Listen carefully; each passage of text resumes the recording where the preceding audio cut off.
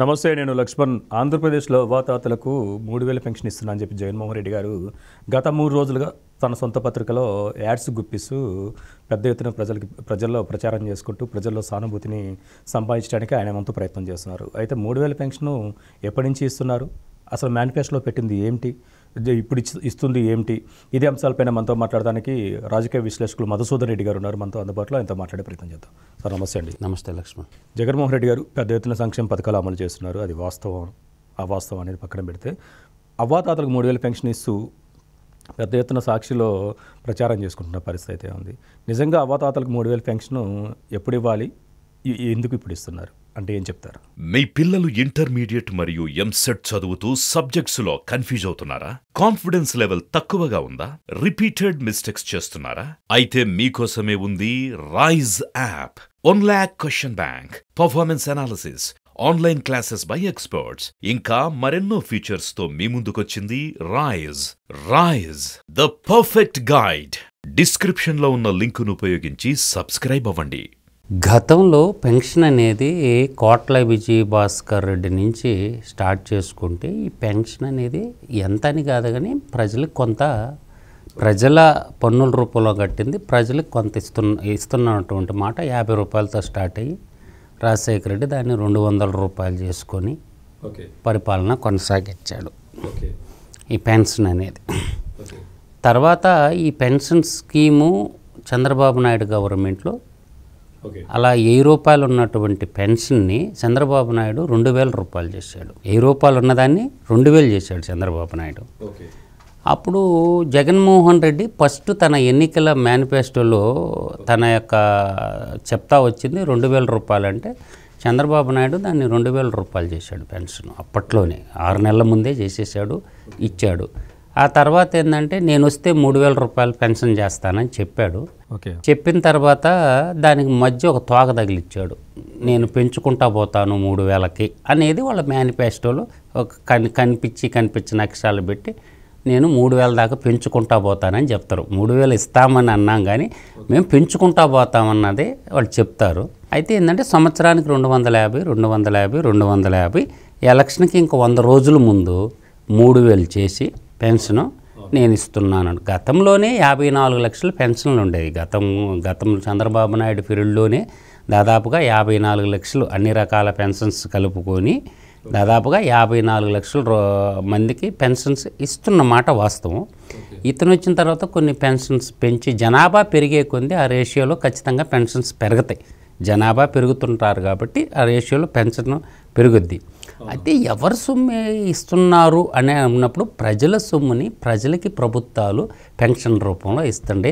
జగన్మోహన్ రెడ్డి సొంత ఆస్తులు అమ్మి రూపాయి బిళ్ళగొడీరు. అసలు జగన్మోహన్ రెడ్డి గారు ఏ ముఖ్యమంత్రి కూడా వాళ్ళ ఆస్తుల్లో కూడబెట్టుకోవటమే తప్ప వాళ్ళ ఆస్తుల నుంచి రూపాయి బిళ్ళగొడ తీసేయాలి.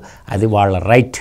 ఎందుకంటే మనం పెన్షన్ ఒకటే మనం ఇచ్చినామని చెప్పుకుంటున్నాం కానీ మనం విద్యుత్ ఛార్జీలు విపరీతంగా పెంచి 8 సార్లు పెంచి, నేను సింపుల్ లెక్క చెప్తాను లక్ష్మణ్. ఎంత ఇస్తావు నెలకి? ఒక్క నెలకి పెన్షన్ ఎంత ఇస్తావు? మ్యాక్సిమం అంటే 1800 కోట్లు. ఈ పెంచిన దాంతో గడుపుకొని 2000 కోట్లు ఇస్తావు, అంతేనా? అంటే నీకు అందరికి ఇచ్చే పెన్షన్ అంతా కూడా ఒక నెలకి 1800 కోట్లు ఇస్తావు. లేదంటే ఈ పెరిగిన 250 రూపాయలతో కలుపుకొని ఇంకో 2000 కోట్లు వేసుకుందాం. అప్పుడు 12 నెలలు ఎంత అయింది? 12 రోజులు 24,000 కోట్లకి పెన్షన్ వెళ్ళిపోద్ది. 24,000 కోట్లకి వెళ్ళిపోద్ది పెన్షన్.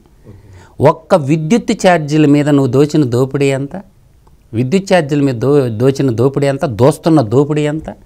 ఆంధ్రప్రదేశ్లో ప్రతి అవ్వాతాతల్ని వాళ్ళ విద్యుత్ బిల్లులు చూసుకుంటే మనకు అర్థమవుతుంది. 36,000 కోట్ల రూపాయలు, 36,000 కోట్ల రూపాయలు విద్యుత్ దోపిడీ లక్ష్మణు. తర్వాత మనం ప్రజల కాడి నుంచి దోసిందంతా, ప్రజలకి మనం ఇచ్చిందంతా. ఈరోజు అవ్వాతాతలకి నేను పెన్షన్ ఇచ్చే ముసుగులో యాళ్ళు రూపంలో నువ్వు కొట్టేసిన డబ్బు ఎంత? అది కూడా వేస్తే బాగుంటుంది కదా. నీ సాక్షి ఫ్రంట్ పేజీలో నువ్వు యాడికి ఎన్ని లక్షలు ఇచ్చినావు అది ఒక్కసారి వేయరాదా? ఇదిగో ఈ పేజీకి ప్రజాధనాన్ని నేను ఇంత ఇస్తున్నాను, సాక్షి ప్రింట్ మీడియాకి, సాక్షి ఎలక్ట్రానిక్ మీడియాకి ఇంత ఇస్తున్నాను, నీకు బాకా ఊదే యూట్యూబ్ ఛానల్కి ఎంత ఇచ్చినావు అది కూడా వేయరాదా? ఒకసారి వేస్తే బాగుంటుంది కదా. ఒకసారి వేస్తే బాగుంటుంది కదా. గతంలో నష్టాల్లో ఉన్నటువంటి సాక్షి మీడియా నువ్వు ముఖ్యమంత్రి అయిన తర్వాత 100 కోట్ల రూపాయల ఆదాయాల్లోకి ఎట్టొచ్చింది? 100 కోట్ల రూపాయలు ఆదాయాల్లోకి ఎట్టొచ్చింది అంటే ఒకవైపు నేను పెన్షన్ ఇస్తున్నానన్న ముసుగులో తెలియకుండానే దోపిడీ అనేది జరుగుతుంది. ఈ పెన్షన్ అనేది ఈరోజు తెలంగాణలో ఎంత ఇస్తున్నారు? ఇవాళ తెలంగాణ పెన్షన్ ఎంతకు పోయింది? ఆలోచన చేసుకోవాలా. ప్రజలు ఈ ప్రీబీస్కి నేనైతే పూర్తి వ్యతిరేకం. లక్ష్మణ్, నువ్వేమన్నా అనుకో, సంక్షేమ పథకాలన్నీ సంక్షోభానికి దారి తీస్తాయి. చేప పిల్లలు పట్టేది నేర్పించాలి కానీ చేప కూర వండి నోట్లో పెట్టేది కాదు. ఈ సంక్షేమ పథకాల ముసుగులో రాష్ట్ర ప్రజలందరినీ ప్రభుత్వం తాకట్టులో పెట్టిన మాట వాస్తవం.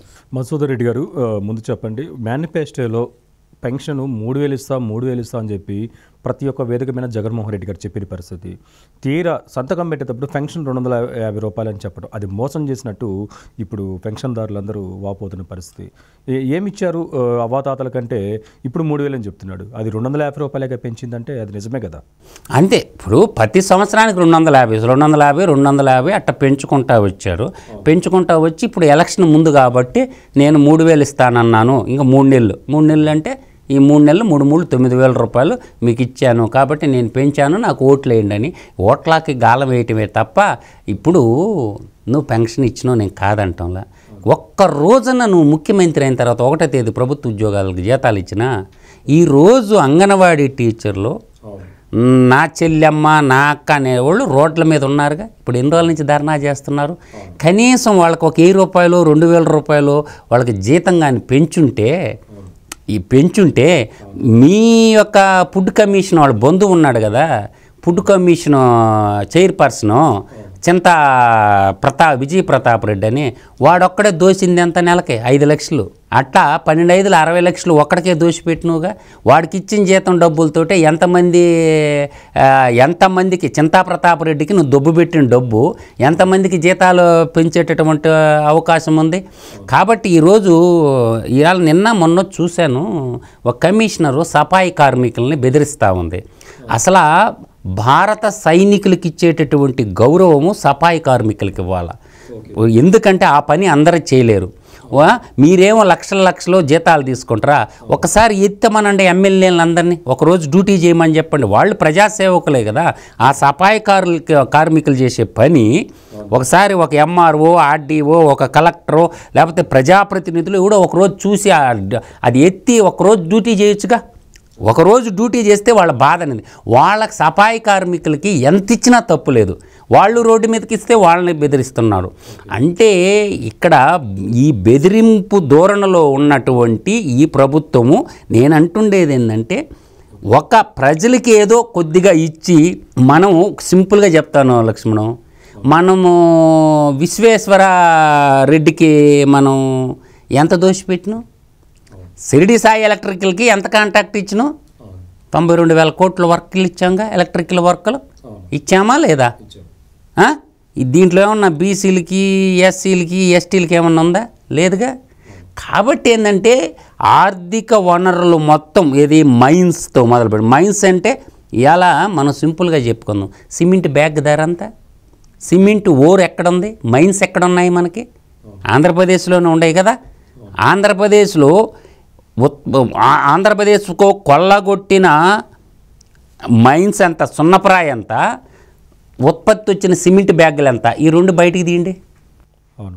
అంటే మైన్సు ఎళ్ళ చేతిలో ఉన్నాయి. ఎలా ఇసుక ఎవరు కాంట్రాక్టర్ ఎవరో తెలంగాణలో ఉన్న కేసీఆర్ బంధువులు ప్రతిమా ఇన్ఫ్రాస్ట్రక్చర్ వాళ్ళకి 18 జిల్లాల వాళ్ళకి ఇచ్చావు.